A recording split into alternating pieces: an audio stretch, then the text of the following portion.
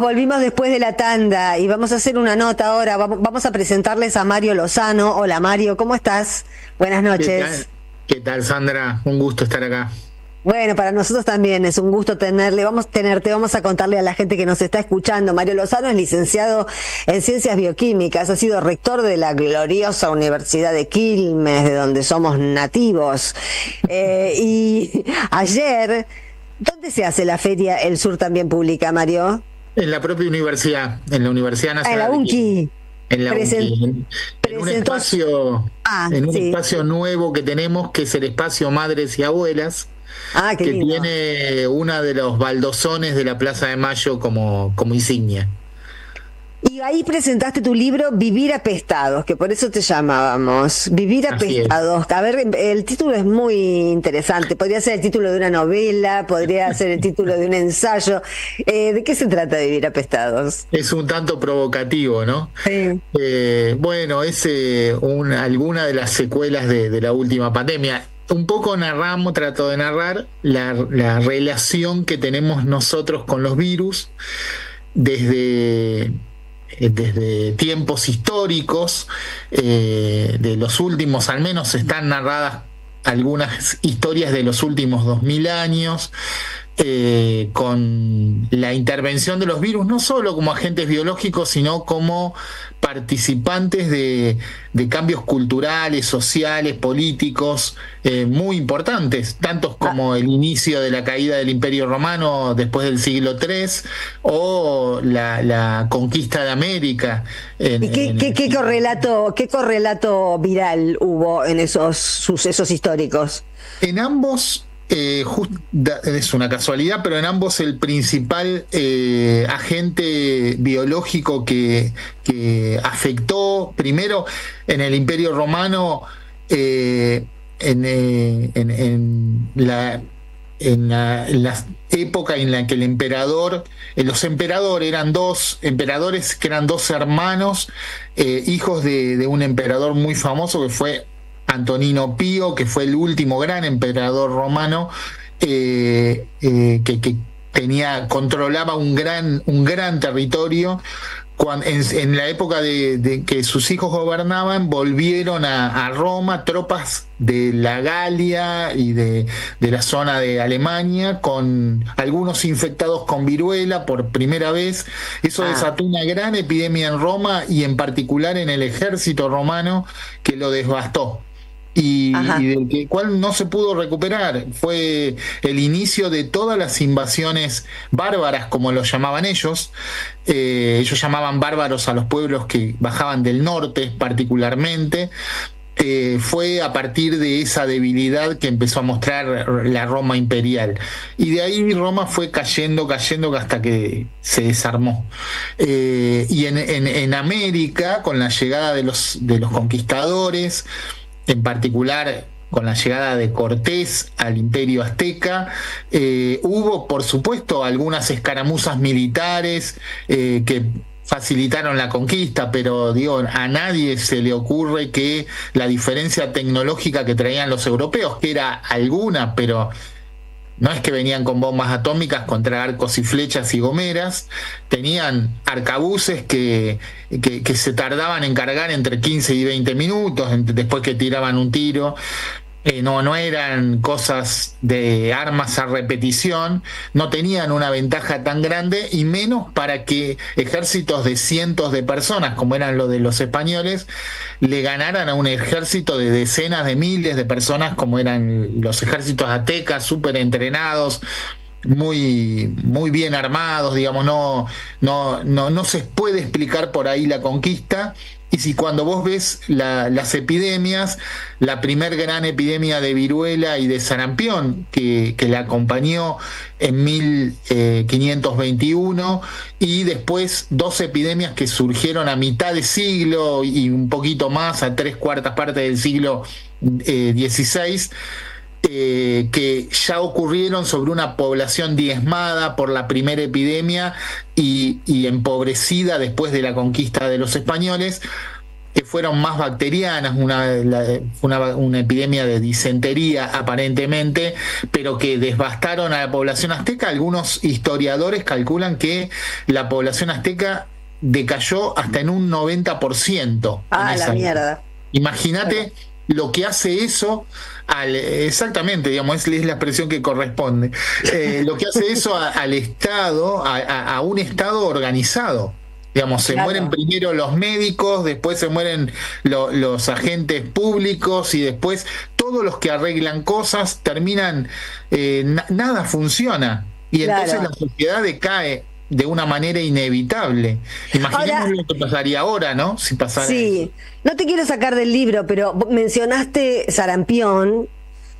No sé si mencionaste tuberculosis, pero bueno, de todas maneras, el sarampión y la tuberculosis, porque lo que está pasando en el mundo ahora es muy raro, porque vos estás hablando de tiempos en los que ni se soñaba con vacunas, ¿no? Contra muchas de estas enfermedades.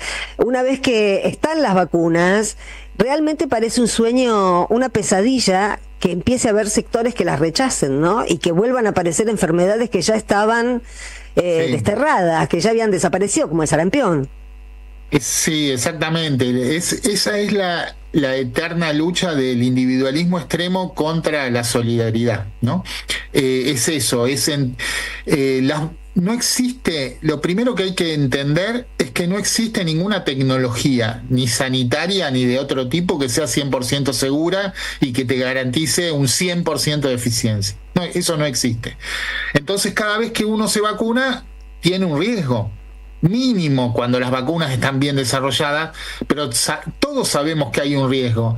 A veces hay personas que son alérgicas a los componentes de la vacuna. Bueno, hay otras vacunas que pueden producir estos que llamamos trombos, que son pequeños coágulos en la sangre que nos pueden dar una enfermedad más grave, un shock, pero a algunas personas, siempre es un porcentaje ínfimo de la población. De cualquier manera, cuando ya sabemos que se producen esas cosas, también hay tratamientos para evitar que las personas que lo sufren tengan un episodio grave, y entonces termina siendo la población realmente afectada cuando por la aplicación de una vacuna, una población mínima. Si te toca a vos, te toca a un familiar, te va a doler mucho, pero en realidad uno tiene que pensar como sistema que una vacuna salva millones o miles de millones de vidas. Sí, lo que pasa es que con la aparición de los movimientos antivacunas, digamos, me parece que lo que hay que hacer es una lectura política, no epidemiológica, ¿no? Exactamente, lo que pasa es que sí, hay que hacer una lectura política, pero sobre todo hay que tener discusiones basadas en datos. Claro. Porque si nosotros tenemos discusiones basadas solo en ideas, en ideologías, en temas sanitarios, bueno, no nos vamos a poner de acuerdo, porque hay gente ¿Pero que cuántas décadas pasamos sin discutir las vacunas? Pasamos largas décadas sin discutir las vacunas. Argentina fue un paraíso en mucho. Sí. Argentina, sobre todo Argentina, en muchos sentidos fue un paraíso para la vacunología, porque durante mucho tiempo las tasas de cobertura de vacunas en Argentina fueron muy altas, mucho más altas que en Europa y en Estados Unidos, y teníamos, claro, mejor performance sanitaria que esos países gracias a la vacunación. Ahora, Mario, te pregunto una cosa, ¿cuándo empezó a resquebrajarse ese modelo virtuoso de la vacunología argentina? Fue ahora con la pandemia de COVID, no otra cosa. Fue la importación de la posibilidad de importar ideas libertarias, si querés, individualistas, que ocurrió violentamente durante la pandemia de COVID. En otros países ocurrió antes, en Estados Unidos y en Europa.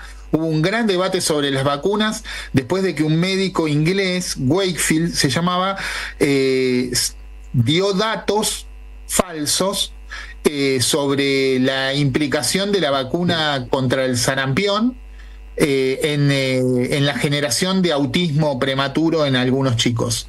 Los datos que dio eran con muy pocas personas, 10, 12 personas en total, lo que publicó, y además estaban falseados. Había datos falseados que él había mentido en la publicación, y eso se demostró. Al tipo le sacaron la licencia de médico, la revista que había publicado el artículo en el que él decía eso se retractó del artículo, o sea, fue un escándalo a nivel mundial y científico, y sin embargo dio lugar a miles de teorías de estas que la gente piensa que hay una confabulación en contra de un pobre tipo. El tipo estaba desarrollando otra vacuna y quería desprestigiar a la vacuna que estaba. En el fondo era una discusión de plata lo que había ahí.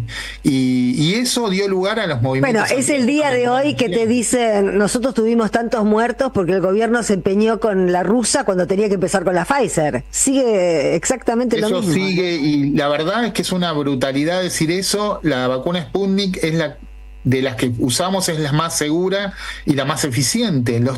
Nosotros podemos analizar ahora, 2 años de distancia, el comportamiento de las personas que se vacunaron en Argentina. Y la vacuna de la Sputnik es muy, muy buena. Los resultados que tiene son realmente muy buenos. La provincia de Buenos Aires, Nico Kreplak, dirigió un estudio de datos tomados después de los vacunados en la provincia que muestra que son muy buenas. La Pfizer también es muy buena, no es que sea mala la Pfizer, no estoy diciendo eso, pero es una estupidez decir que la vacuna rusa no servía. Imagínate los rusos que han sido pioneros en la producción de vacunas que van a hacer. Son esos rumores que quedaron picando de aquella época, ¿no? Sí. Mario, bueno, nos encanta haber hablado con vos. ¿Vas a volver a presentarlo? ¿O cómo podemos hacer para tener tu libro? El libro está en todas las librerías desde hace poco, desde el 1 de agosto. ¿Lo sacaste ahora? Sí, es un libro nuevo. Que cuenta, bueno, como te decía, historias de virus, miradas de muchas. Al principio hay una primer parte del libro en el que hablamos de la historia de la virología desde tiempos inmemoriales hasta ahora, la ubicación de los virus en los estudios de la naturaleza, pero también en la historia, y después historias de virus que han producido pandemias o epidemias muy grandes. Está la del SIDA, la gripe, están las pandemias de virus, las epidemias de virus hemorrágicos, obviamente la de COVID.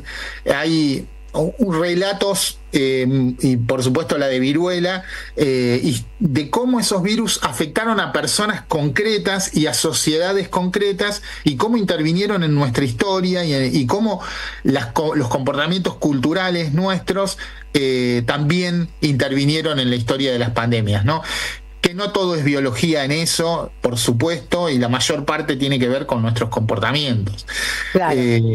La pandemia de SIDA, si me das un minuto nada más con esto, empieza por la brutalidad del rey Leopoldo, que era el dueño de la República Democrática del Congo. El rey Leopoldo era un rey belga que se apropió de ese territorio a nivel personal, ya ni siquiera como país, era un territorio personal del rey, y lo dirigió con una crueldad y con un generando tantos desamparados en el Congo, que ese comportamiento fue el que indujo y produjo la pandemia de SIDA que tenemos ahora.